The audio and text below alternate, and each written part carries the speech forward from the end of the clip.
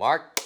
What role does print have in enabling growth for customers in the future of work? Depending on where you are, print plays a really vital role in terms of enabling growth. And growth in business, in particular, the small business or enterprise customers, we have so much paper that runs a business, we can actually help simplify that. I think AI really is central to actually enabling more digital workflows that saves them time, digital workflows that saves them money. And then if you go up and towards more businesses that are reliant on our printers, print service providers, in particular those customers that are serviced by our large format business or our large industrial businesses, well, print is an integral part of what they do.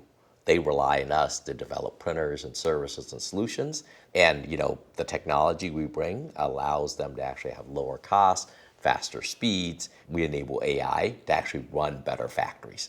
And that ultimately translates to more growth for them.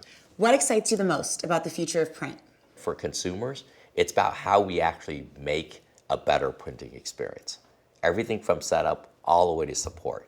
AI has the power to transform that. It also has the power to unlock creativity. So if you think about all the cool generative AI work around photos, around greeting cards, around poster creation, around actually creating something and having it delivered to you, you're at home. So all those things I think are easier with AI.